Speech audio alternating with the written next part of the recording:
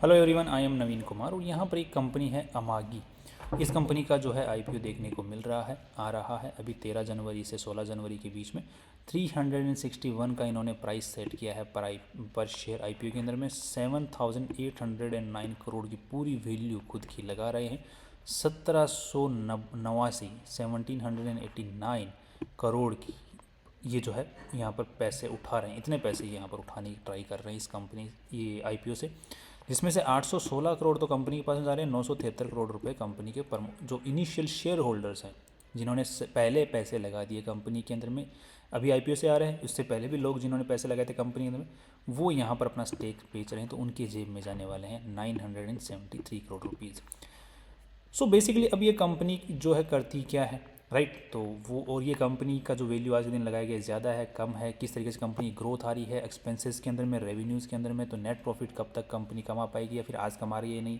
Company का IPO लेके आ रहे हैं, उन्होंने ज़्यादा वैल्यू आज तो नहीं लगा दी है। क्या इसकी सस्ती होनी चाहिए, क्या हमें आज के दिन इन्वेस्ट करके छोड़ देना चाहिए लॉन्ग टर्म के लिए, या फिर लिस्टिंग की कुछ उम्मीद है, तो सब बातें करने की कोशिश करेंगे। सबसे पहले कंपनी करती क्या है, तो यहाँ पर देखने को मिल रहा है कि कंपनी एक सर्विस प्रोवाइडर है, एक सॉफ्टवेयर प्रोवाइड करती है, जिसके थ्रू जो भी मीडिया हाउसेस हैं, जो भी कंटेंट बनाते हैं, चाहे वो मूवीज़ बनाना हो, चाहे वो शोज़ बनाना हो, चाहे वो न्यूज़ बनाना हो, तो ये जो सर्विस प्रोवाइड करती है कंपनी, ये glass to glass service provide करती है। दैट मीन्स कि जो कैमरे का ग्लास है जहाँ पर कंटेंट बनता है जिसके सामने, और जो टीवी का ग्लास है जहाँ तक कंज्यूम होता है एंड कंज्यूमर को, वहाँ तक पूरी सर्विसेज ये कंपनी प्रोवाइड करती है। वो किस तरीके से, अब मान के चलो कि कोई बंदा है, उसको कंटेंट बनाना है, तो उसके दिमाग में आइडिया है, तो अब वो कंटेंट कैसे बनाए, तो उसके जो हेल्पिंग टूल हो सकते हैं, कैमरा उसका होगा, बट बाकी जो सॉफ्टवेयर बेसिस के ऊपर जो जनरेटिव एआई का यूज़ करते हुए कहानी को कैसे स्टोरी टेलिंग करनी है, राइट। अब किस तरीके से कंटेंट बनाऊँ, कैसे उसकी एडिटिंग करूँ, and everything all about those things this company provides, right. तो ये सारी की सारी जो सर्विसेज प्रोवाइड करती है, ये cloud services provide. That means कि आपको अलग से आपके पास में कोई बड़ा जो है आईटी डिपार्टमेंट होने की ज़रूरत नहीं है, आपके पास में सर्वर्स होने की ज़रूरत नहीं है, बहुत बड़ी हार्ड डिस्क की आपको ज़रूरत हो नहीं है। ये सब कुछ प्रोवाइड करते हैं आपको, सिर्फ ये सॉफ्टवेयर की सर्विस प्रोवाइड करते हैं, जिसके अंदर में सारी चीज़ें ये खुद ही मैनेज करते हैं। आईटी डिपार्टमेंट समझ लो, ये इनका ही है पूरा का पूरा आईटी डिपार्टमेंट। आपको बस अपना कंटेंट लेके आना है, फिर इनका प्लेटफॉर्म आपको कंटेंट बनाने में, फिर उसको एडिटिंग करने में, फिर उसको बाद में प्रोडक्शन में भेजने के अंदर में, फिर उसको एडवर्टाइजमेंट उसके साथ में लिंक करने में एडवर्टाइजर्स को, और एडवर्टाइजर्स जो होते हैं आपको किस तरीके से पे करेंगे, उनके साथ में जो टाई अप होता है, तो ये टाई अप भी करके रखते हैं एडवर्टाइजर्स के साथ में। डिस्ट्रीब्यूटर्स बाद में डिस्ट्रीब्यूट किस तरीके से होगा, कौन से प्लेटफॉर्म्स होते हैं जिनके थ्रू आपका जो कंटेंट है वो बिकेगा, तो डिस्ट्रीब्यूटर्स के साथ में इनका टाई अप है, तो वो भी यहाँ पर है। तो दैट मीन्स कि आपको बस कंटेंट बनाना है, बाकी का आगे का काम इन्होंने संभाल रखा है।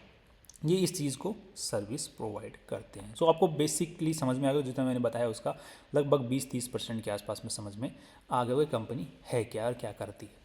ज़्यादा आ गया तो बहुत अच्छी बात है, एंड 30% तक मैं उम्मीद कर रहा हूँ कि समझ में आ गया, और दैट्स इनफ, राइट। उसमें ज़्यादा कुछ खास है नहीं इसके अलावा, राइट। अब नेक्स्ट, ये जो पर्टिकुलर कंपनी है, इन्होंने जो पैसे उठा रहे हैं, जो कंपनी के पास में जा रहे हैं, उनमें से 550 करोड़ रुपीज़ तो कंपनी बोल रही है कि हम और अपना क्लाउड इंफ्रास्ट्रक्चर होता है। क्लाउड इंफ्रास्ट्रक्चर को क्या कहते हैं कि इनको और स्टोरेज स्पेस चाहिए, ऑपरेशन जो स्पीड चाहिए वो चाहिए। तो क्लाउड स्टोरेज जो होता है उसके लिए इनको भी किसी जो क्लाउड सर्विसेज प्रोवाइड करती है उस कंपनी के साथ में पेमेंट करना पड़ता है। तो ये खुद का क्लाउड इंफ्रास्ट्रक्चर बनाना चाह रहे ताकि दूसरी कंपनियों से इनका स्टोरेज वगैरह ना लेना पड़े, जैसे अपने AWS हो गई, राइट, गूगल का हो गया, ये स्टोरेज वगैरह प्रोवाइड करते हैं। तो ये बोले हम खुद का इंफ्रास्ट्रक्चर डेवलप करने वाले हैं, कर रहे हैं, उसी के अंदर हम लोग इन्वेस्ट करने वाले हैं 550 करोड़ रुपये, और नई टेक्नोलॉजी में इन्वेस्ट करने वाले हैं। और बाकी जो पैसा है वो हम लोग अपनी ग्रोथ में, अपना नाम मार्केट में अपना नाम फैलाने के लिए पैसे खर्च करने हैं। नाम फैलाने के लिए कर लो, या फिर जो ऑलरेडी इस फील्ड में कंपनियां काम करें उनको एक्वायर करने के लिए खर्च करने वाले हैं बाकी पैसा। दैट्स नाइस, आई थिंक यहाँ तक हमें कोई दिक्कत नहीं है।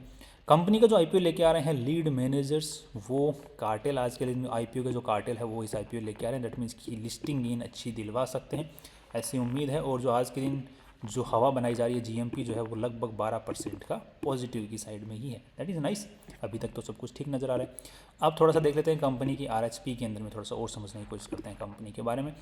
भास्कर सुब्रमण्यन हो गया, श्रीविद्या श्रीनिवासन हो गए, ये जो कंपनी के प्रमोटर्स देखने को मिल रहे हैं, जिनके पास में लगभग 12-13% के आसपास में आफ्टर दी आईपीओ स्टेक रह जाने वाला है। That is nice. बाकी ये कुछ शेयर होल्डर्स हैं जिन्होंने पहले पैसे लगा दिए हैं, जो अभी बेच रहे हैं अपना स्टेक, राइट। कंपनी का जो मोस्टली रेवेन्यू आता है वो अमेरिकन रीजन से आता है। तो यहाँ पर काफ़ी भाई लोग डर सकते हैं कि जो ट्रंप का जो अभी फालतू का चल रहा है, मतलब ट्रंप भाई का जब जो भी चल रहा है अभी सिनेरियो, उसके हिसाब से क्या दिक्कत हो सकती है इस कंपनी पे। तो मैं कहता हूँ कि इसको शायद आई थिंक दिक्कत नहीं होने वाली, बिकॉज यहाँ पर कुछ भी बॉर्डर से ट्रांसफ़र ऑफ सर्विसेज नहीं हो रहा है, बिकॉज इनकी खुद की सब्सिडरी वहीं पर इस्टेब्लिश होकर बैठी हुई है, वो काम कर रही है। तो कोई दिक्कत यहाँ पर आई डोंट थिंक कि कोई दिक्कत होनी चाहिए, राइट। नेक्स्ट यहाँ पर देखने को मिल रहा है कंपनी का यूके से भी रेवेन्यू आ रहा है, that is again nice. And I think पूरा का पूरा इनका जो रेवेन्यू स्ट्रीम्स हैं वो इंडिया के बाहर ही देखने को मिल रही हैं। इंडिया से इनका कुछ खास रेवेन्यू नहीं आ रहा, बस इनकी क्योंकि यहाँ पर लेबर सस्ता है, तो इन्होंने जो लेबर डिपार्टमेंट के लिए यहाँ पर कंपनी ने जो है काम खोला हुआ है। नेक्स्ट ये जो चीज़ें हैं ये मैंने आपको पूरा एक शॉर्ट टर्म में पूरी कहानी बताई थी, उसको इन्होंने अलग अलग भागों में बांट रखा है, जिसको यहाँ पर इन्होंने बता रखा है और कि हमारा ये पर्टिकुलर जो फील्ड है, भाग है, इससे इतना पैसा आ रहा है, इस भाग से इतना पैसा आ रहा है, इस भाग से इतना पैसा आ रहा है। मैंने आपको पूरा एक संक्षिप्त में बता दिया। नेक्स्ट कंपनी जो है आज के दिन किस तरीके से 2008 में खुल कर के बाद में यहाँ तक किस तरीके से पहुँची है, कौन सा इन्होंने ऑपरेशंस, कौन सी सब्सिडरी कब खोली, तो ये माइलस्टोन से आप लोग यहाँ पर पोज करके रीड कर सकते हैं। साथ में ही इनके पास में आज के दिन 5 डायरेक्ट सब्सिडरीज़ हैं और 4 जो हैं इनडायरेक्ट सब्सिडरीज देखने को इनकी मिल रही है। दैट मीन्स 9 सब्सिडरीज इनके पास में हैं, डायरेक्ट इनडायरेक्ट दोनों मिला के। गिरिधर संजीव जी जो फाइनेंस डिपार्टमेंट से फील्ड मतलब बिलोंग करते हैं, मैं ये सुब्रमण्यन जी, भास्कर सुब्रमण्यन जी ये आईटी डिपार्टमेंट से फील्ड मतलब वो बिलोंग करते हैं। ईरा गुप्ता जी ये दूसरी जो कंपनियां हैं अच्छी अच्छी इंडियन कंपनी उसके अंदर डायरेक्टरशिप होल्ड करती हैं। और यहाँ पर संदेश जी ये इंडिया और इंडिया के बाहर दूसरी कंपनी में डायरेक्टरशिप होल्ड करते हैं, मतलब इंडिया के बाहर दूसरी डायरेक्ट कंपनियों में डायरेक्टरशिप होल्ड रखते हैं। ये एक डाइवर्स मतलब अलग अलग फील्ड के जो लोग हैं एक साथ में आके इस कंपनी को चला रहे हैं, that's a very positive thing. और इनके बारे में और इन्फॉर्मेशन आप लोग यहाँ पर पढ़ सकते हैं। इनके अपने फील्ड का अच्छा खासा एक्सपीरियंस देखने को मिला, दैट मीन्स मैनेजमेंट जो है वो काफ़ी ठीक है। कंपनी का जो नाम है, लोगो हैं, ट्रेडमार्क्स हैं, सब कुछ रजिस्टर्ड देखने को मिल रहे हैं। कंपनी में आज के दिन 817 एम्प्लॉइज़ इंडिया से और इंडिया के बाहर 170 एम्प्लॉइज़ काम कर रहे हैं, दैट इज़ नाइस। इंडिया में सबसे ज़्यादा काम कर रहे हैं, बाहर तो जो जितने मैंडेटरी हैं ज़रूरी हैं वही काम कर रहे हैं। और जो भी कंपनी के पास में प्रॉपर्टीज़ हैं वो सब कुछ लीज़ पर है और ज़रूरत भी नहीं है लीज़ के अलावा इसको ख़रीदने की ज़रूरत भी नहीं है कंपनी को। एंड ये इनके ऑफिस के आप लोग फ़ोटोज़ वगैरह देख सकते हैं। बाकी आपको इस कंपनी में केस स्टडीज़ भी देखनी है क्योंकि इन्होंने केस स्टडीज़ भी दी हैं कि किस तरीके से हमने किसी कंपनी की काया पलटी है, वो केस स्टडी भी आप लोग रीड कर सकते हैं। आरएचपी में जाके इन्होंने काफ़ी कंपनियों की काया पलट दी है, दैट मीन्स कि उनकी जो रेवेन्यूज़ हैं उनको काफ़ी अच्छा बढ़ावा दिया है अपनी टेक्नोलॉजी का यूज़ करते हुए। सो काफ़ी तारीफ़ें हैं आरएचपी के अंदर में कंपनी ने खुद की कर रखी हैं केस स्टडी के थ्रू, तो उसको आप लोग रीड कर सकते हैं। And I think that's a positive thing. AI का भी यूज़ करते हैं बिकॉज इस फील्ड में जनरेटिव एआई और एजेंटिक एआई का कोई कंपनी ना यूज़ करे तो वो तो फिर ख़त्म है अगले आने वाले 1 या 2 साल के अंदर में। बट ये एआई जनरेटिव एआई एजेंटिक का यूज़ करती है, that is nice. Next, number of customers इनके टाइम के साथ में बढ़ते जा रहे हैं, that's a very good growth over here.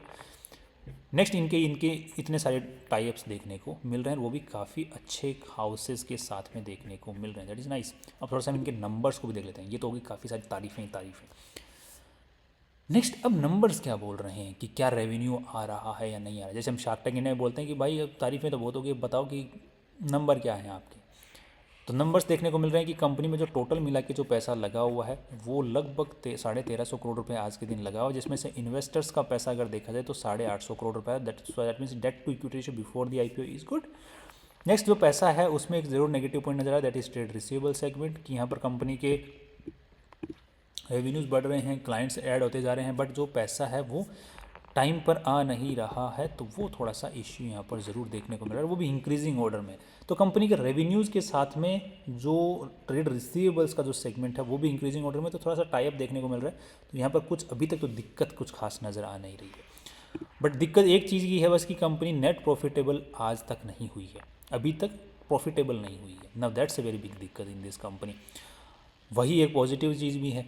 किस तरीके से पॉजिटिव है कि जो कंपनी अभी तक प्रॉफिटेबल नहीं हुई और वो जो कार्टेल वाले जो लीड मैनेजर्स हैं वो जब किसी कंपनी का आईपीओ लेके आते हैं तो वो उस कंपनी को थोड़ा सा बढ़ावा देते हैं, क्योंकि अभी रिसेंटली जितनी भी कंपनी के आईपीओ हैं जिनके प्रॉफिटेबल भी नहीं थी उनको अच्छी खासी लिस्टिंग दिलाई लीड मैनेजर्स ने, उसके बाद में उसको और ऊपर लेके गए और फिर वापस स्टेबलाइज भी कर दिया कुछ कंपनियों को तो वहीं पर। तो आई थिंक इस कंपनी को भी ये ऐसा खेल किया जा सकता है इसके साथ में भी, बिकॉज ये भी प्रॉफिटेबल नहीं है, वही कार्टेल लेके आ रहे हैं, और इसको भी जो एग्जिट करवाना है काफ़ी ज़्यादा जो लोग हैं उनको भी आफ्टर द लिस्टिंग। बिकॉज यहाँ पर भी हम लोग एक चीज़ देख पा रहे होंगे, दैट इज़ दिस वन, कहाँ पे गया, 1 second, let me show it to you.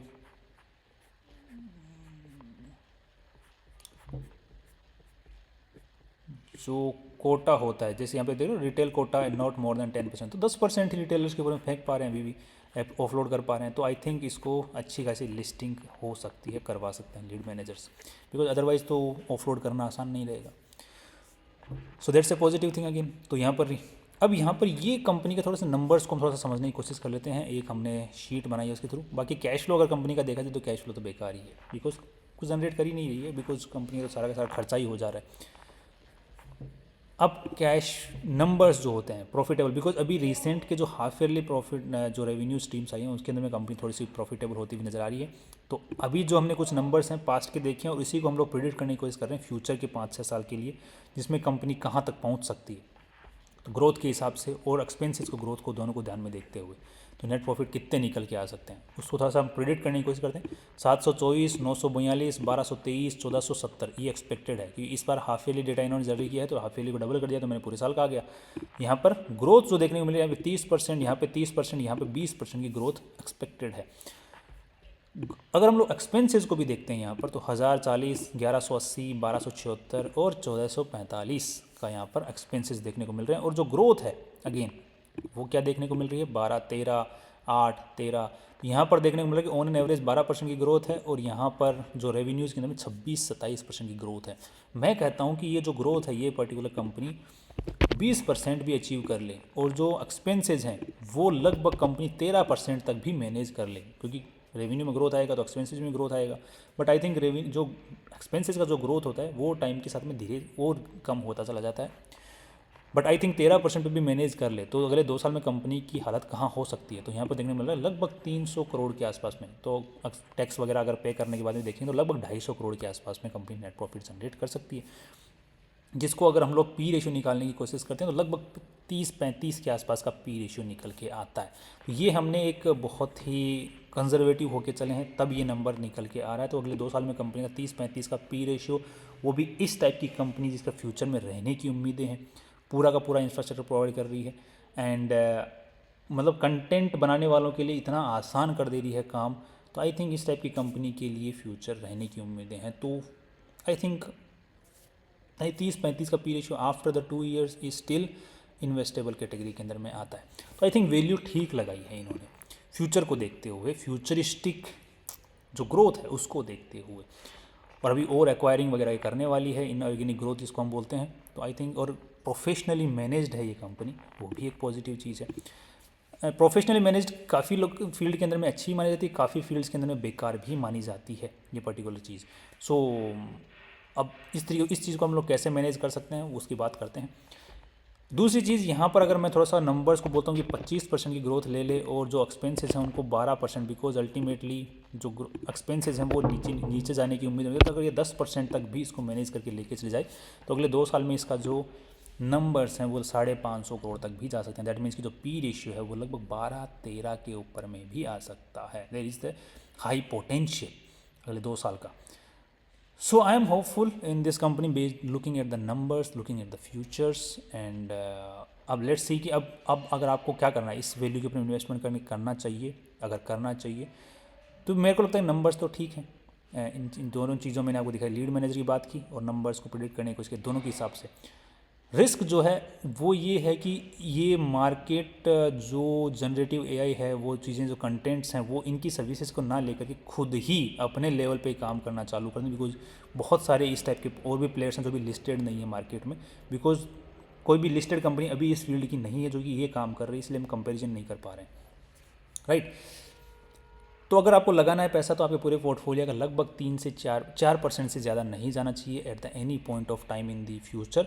अगर ये कंपनी का स्टॉक अगर नीचे जाता भी है और आपने इन्वेस्टमेंट कर दिया है तो 30% 40% ज़्यादा गिर जाए उससे पहले और री एवरेजिंग नहीं करनी होती है किसी भी कंपनी के अंदर में, इसमें भी नहीं करनी है। और तभी एवरेजिंग करनी है जब कंपनी आपका जो पोर्टफोलियो है वो 3-4% तक एक इसी कंपनी के अंदर में पोर्टफोलियो का सिर्फ 3-4% ही इसमें इन्वेस्टेड रहे। So that's all my view about this company, future and everything. I think we got the basic idea. बाकी आपको कोई भी अपना डिसीजन बनाना है फाइनेंशियल एडवाइजर से पूछ के और रिसर्च करने के बाद में बनाना है। This was just a limited review and my personal opinion, that's all. See you tomorrow.